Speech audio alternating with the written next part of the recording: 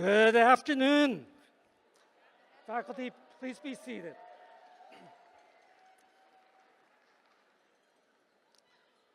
On behalf of our entire school community, 400 faculty and staff, 1,200 students, 18,000 alums all over the world, welcome to the 81st commencement ceremony of UC Berkeley School of Public Health.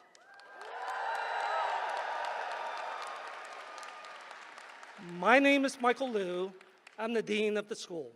So first, I just want to say how proud I am of each and every one of our graduates. Let's give it up one more time for this amazing class of 2026.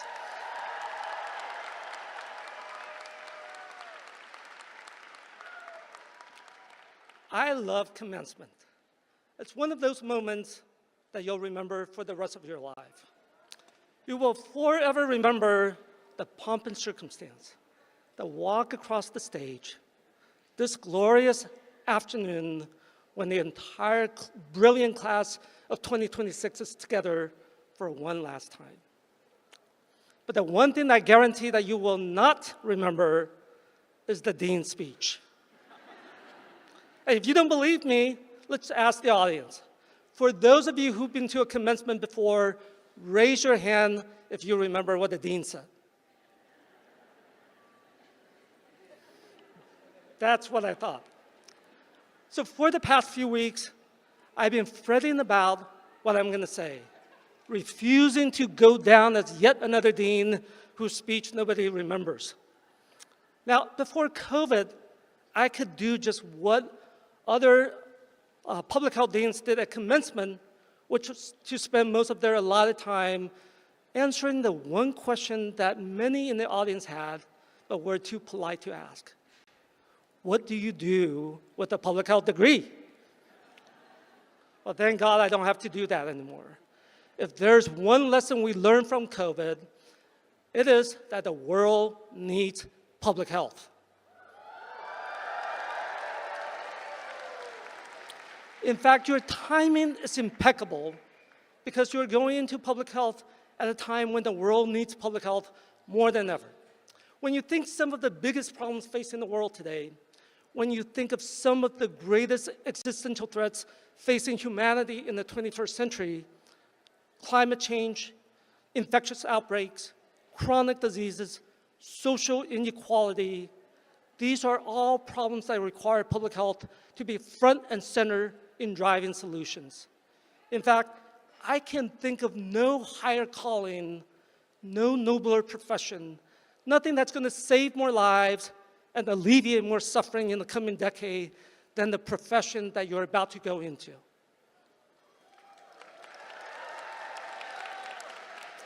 But then I'm not telling you anything that you don't already know. So I thought, well, maybe I could just throw a bunch of unsolicited advice at you and hope that one sticks. And believe me, as a Taiwanese American parent, I'm pretty good at giving unsolicited advice. But I just wasn't quite sure how inspiring it would be for me to be telling you at commencement that the ratio of water to rice in a rice cooker should always be 2-to-1, or that that blue and gold is always a better look than cardinal red.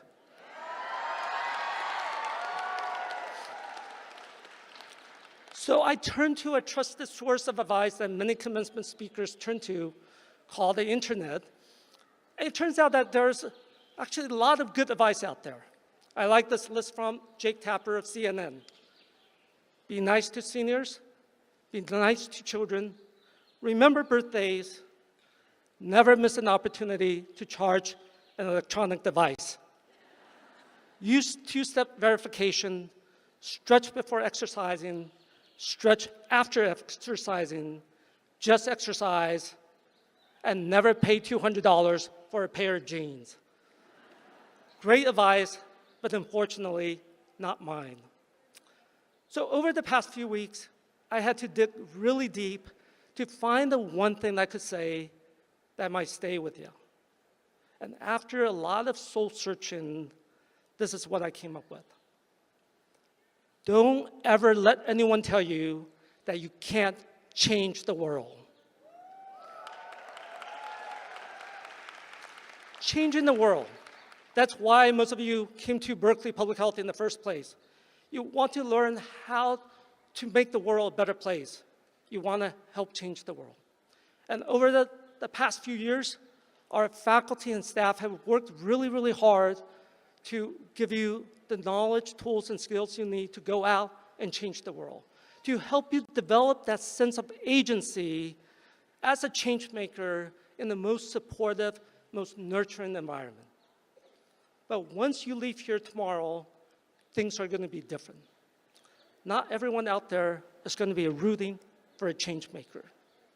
There are going to be cynics and skeptics who will tell you that you can't change the world. There are going to be bosses and colleagues who will tell you that to stay in your lane, don't rock the boat, and don't make waves. There are going to be doubters and haters who will harass and intimidate you for speaking truth to power. And there are going to be dark days ahead when you feel like nothing you do matters, when you feel like just giving up on the good fight for health equity and social justice for all. In those moments of doubt and despair, I hope you will remember this one thing. Don't ever let anyone tell you that you can't change the world, because you can and you will, especially if you remember these 3 pieces of unsolicited advice from your dean. So first, if you want to change the world, don't be afraid to challenge the status quo. Refuse to accept the world as it is. Dare to imagine what it could be. Challenging the status quo. That's what Berkeley is all about. It's who we are. It's in our DNA. From the free speech movement to all the anti-war protests, to our 63 Nobel laureates and counting, and to all the powerful ideas that changed the world. It is no accident that 2 of the most transformative ideas in medicine and public health over the last 100 years, social determinants of health, community-based participatory research, were born right here at Berkeley in our school. So what makes Berkeley so special? I think because we dare to think differently, to think outside the box. We dare to challenge conventional wisdom, to challenge the status quo. So class of 2026, the last thing I want to see is for 572 Berkeley public health changemakers graduating from the #1 public university in America, armed with the knowledge and skills to change the world, to go into the world only to settle for the status quo. So as you leave here tomorrow, whatever you do and wherever you go, I want you to promise me just this one thing. Be the last to accept the world as it is. Be the first to ask, how can we make it better?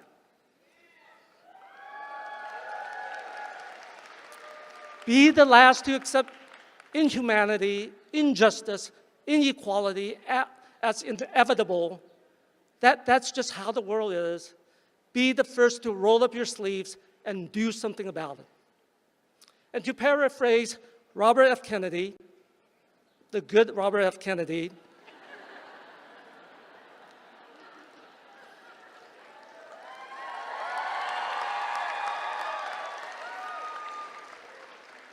when you see wrong, be the first to try to right it.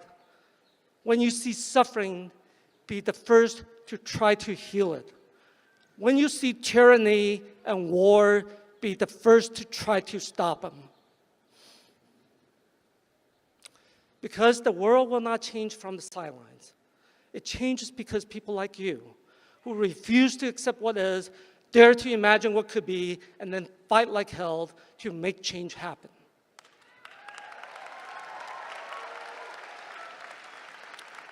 Second, to quote the late Congressman John Lewis, don't be afraid to get into some good trouble.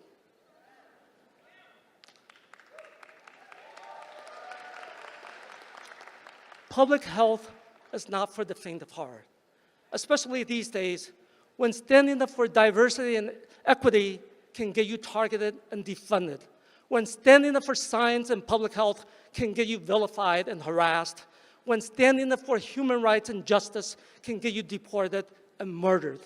But if you want to change the world, you have to be willing to get into some good trouble.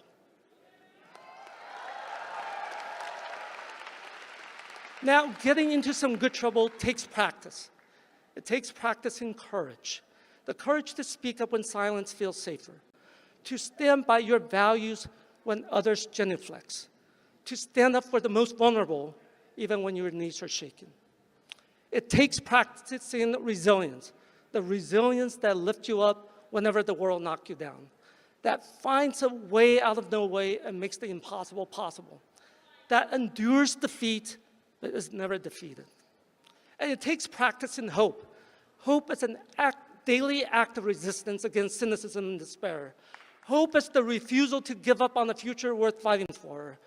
Hope that turns our darkest days into our finest hours. In the words of my favorite boss, President Obama, hope in the face of difficulty, hope in the face of uncertainty, the audacity of hope. And in the end, that's what it will take to change the world, by practicing daily courage, resilience, and hope, and by getting into some good trouble, necessary trouble.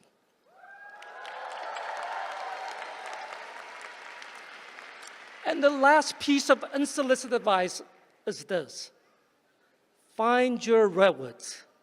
All right, remember the question I asked at the orientation about redwoods? Well, of course not. Nobody remembers the dean's speech, right? But this is what I asked.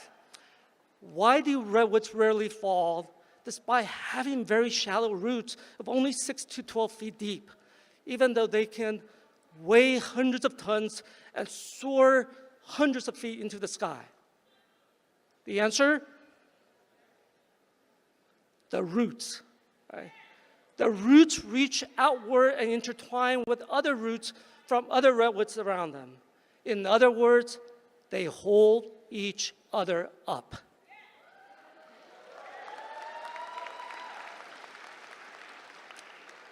So take a look around you.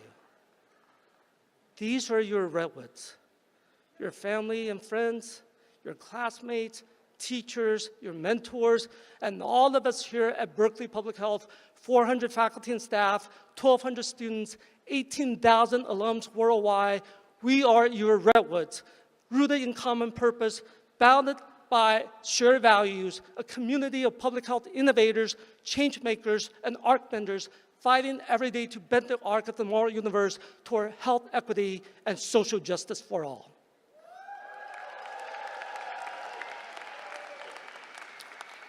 And as you leave Berkeley tomorrow and go to all the places you will go, you will need to find your redwoods. People who will keep you grounded. People who will inspire you to greater heights. But more importantly, spread out your roots so that others can hold on to you, that others can draw strength for you. Be it anchored to other redwoods, especially those who are most vulnerable, most at risk of being uprooted, most in need of someone to hold them up.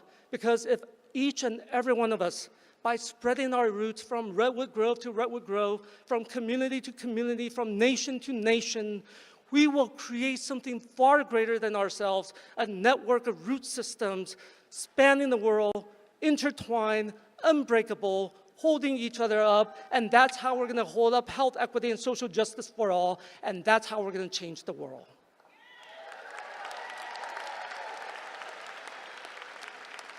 So in closing, it has been an absolute honor to serve as your dean. I hope you never settle for the status quo. I hope you get into some good trouble. And wherever you go, I hope you find your redwoods.